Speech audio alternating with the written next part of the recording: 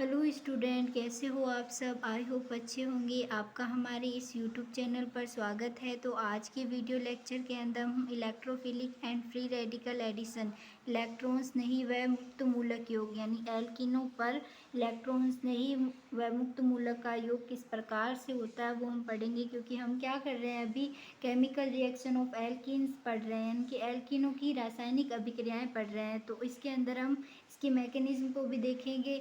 तो पिछले हमने बहुत सारी मैकेनिज्म भी देखी है, लेकिन आज के इस वीडियो लेक्चर के अंदर हम ये देखेंगे कि जो हमारी एल्कीन है उस पर जो इलेक्ट्रॉन्स नहीं होता है वो किस प्रकार से योग करता है, मुक्त मूलक आता है वो किस प्रकार से ऐड होता है, वो आज इस वीडियो के अंदर हम डिस्कस करेंगे।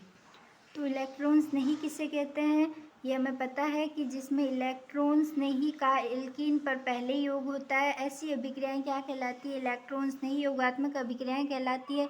इलेक्ट्रॉन्स नहीं कौन होता है, जिसके ऊपर प्लस चार्ज होता है वो इलेक्ट्रॉन्स नहीं होता है, क्योंकि जिस पर ऊपर प्लस चार्ज होगा उसके पास इलेक्ट्रॉन की कमी होगी, इसलिए वो इलेक्ट्रॉन को अपनी ओर अट्रैक्ट करना चाहेगा, इसलिए इलेक्ट्रॉन्स नहीं कहलाता है। ठीक है, तो आगे हम देखते हैं इसकी रिएक्शन।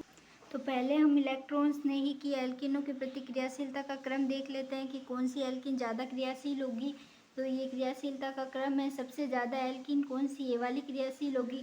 वह एल्किन सबसे ज़्यादा क्रियाशील होती है जिसमें डबल बॉन्ड से बंधित कार्बन परमाणु पर जितने ज़्यादा एल्किल ग्रुप जुड़े होते हैं वो एल्किन क्या होती है, एल्किल ग्रुप जुड़े होते हैं वो एल्किन होती है, वो उतनी ही ज़्यादा क्या होती है, क्रियाशील होती है। ठीक है, तो यहाँ पर देखो एक भी एल्किल ग्रुप नहीं जुड़ा हुआ है, हाइड्रोजन जुड़ा हुआ है, लेकिन यहाँ एक एल्किल ग्रुप जुड़ा हुआ है, यहाँ दो एल्किल ग्रुप जुड़ा हुआ है, यहाँ दो है, और यहाँ पर भी दो और एक तीन एल्किल ग्रुप है, और यहाँ पर क्या हाइड्रोजन की जगह चार एल्किल ग्रुप जुड़े हुए, तो ये ज़्यादा क्रियाशील होगी। ये ज़्यादा क्रियाशील क्यों होगी, क्योंकि जो एल्किल ग्रुप होता है वो क्या होता है, इलेक्ट्रॉन देने वाला ग्रुप होता है, यानी कि ये क्या होगा, अपना जो इलेक्ट्रॉन होगा वो इसकी ओर देगा।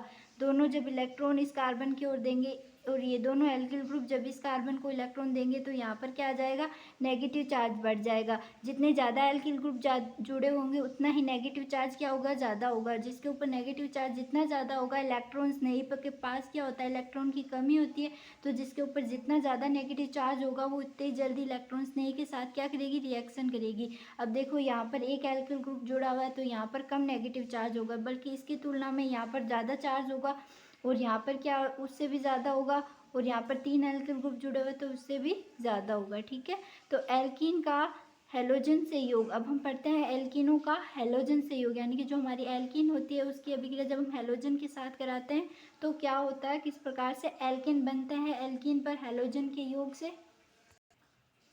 तो क्या है, एल्किन का हेलोजन से योग, जो हमारे हेलोजन होते हैं वो सारे ही एल्किन के साथ रिएक्शन कर सकते हैं। तो देखो एल्किन पर सभी हेलोजन का योग निकटवर्ती डाई हैलाइड बनाते हैं, यानी कि डाई हैलाइड बनाते हैं।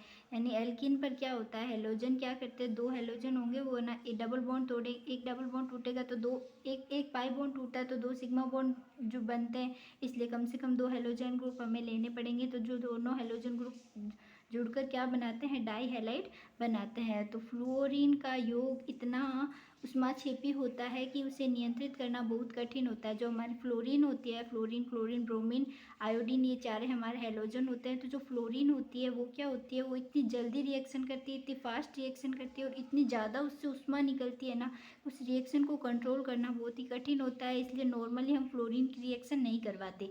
और जो हमारा आयोडीन है लास्ट वाला, वो क्या करता है, आयोडीन आई एल्किन से बहुत धीरे धीरे योग करती है, और उसके योग से बने जो डाई आयोडाइड यौगिक होते हैं वो क्या होता है, अनस्टेबल होते हैं। अब देखो मैंने आपको बताया था कि अगर कोई रिएक्टेंट जितनी जल्दी रिएक्शन करेंगे उतनी ही ज़्यादा क्या निकलती है, ऊष्मा निकलती है।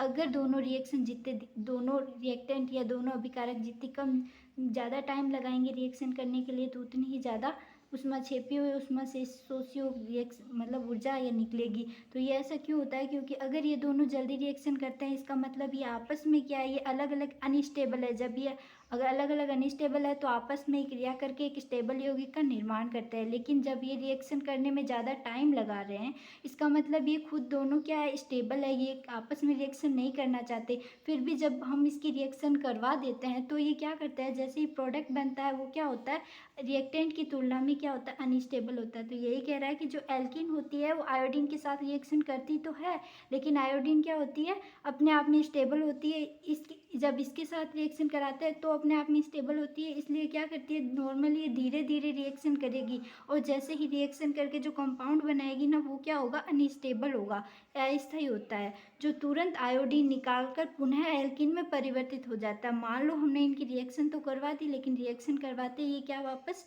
एल्किन से, मतलब जो भी हमारा कंपाउंड बनेगा हेलो डाइहैलाइड, उससे क्या हैलोजन निकल जाएगी, यानी जो आयोडाइड है वो वापस निकल जाएगा और फिर से क्या बन जाएगी, एल्किन बन जाएगी। क्योंकि ये जो रिएक्टेंट अगर यहाँ पर आयोडीन ले तो ये जो आयोडीन और एल्किन है अपने आप में स्टेबल है, ये आपस में रिएक्शन नहीं करते, अगर करवाते हैं तो वापस प्रोडक्ट का निर्माण करते ही वापस से टूटकर आयोडाइड और एल्किन में परिवर्तित हो जाता है। तो नॉर्मली हम हैलोजन के रूप में क्या लेते हैं, क्लोरीन और ब्रोमीन लेते हैं।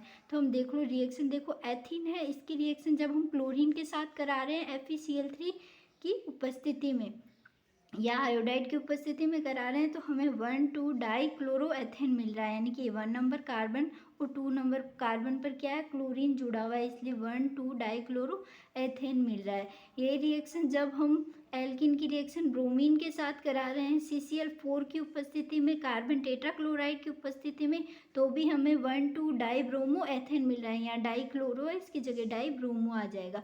अब जैसे ही हम आयोडाइड की रिएक्शन कराएंगे ना, तो जैसे ये रिएक्शन तो कर लेगा, लेकिन रिएक्शन करते ही क्या बना लेगा, 1,2 डाई आयोडो एथेन बना लेगा। लेकिन ये क्या अनस्टेबल होती है, इसीलिए ये क्या उत्क्रमणीय रिएक्शन, जैसे ही इस कंपाउंड का निर्माण होगा फिर से इसका निर्माण हो जाएगा, यानी ये इससे इसमें और इसमें क्या होता है, इंटरचेंज होती रहती है रिएक्शन। ठीक है, तो आई होप आपको एल्कीन का हेलोजन के योग समझ आया होगा। अगर आपको ये क्लास समझ आई है, पसंद आई है, तो प्लीज़ इसे लाइक करो, अपने फ्रेंड्स के साथ ज़्यादा से ज़्यादा शेयर करो और साथ ही साथ हमारे चैनल को सब्सक्राइब करो। Thank you for my watching video.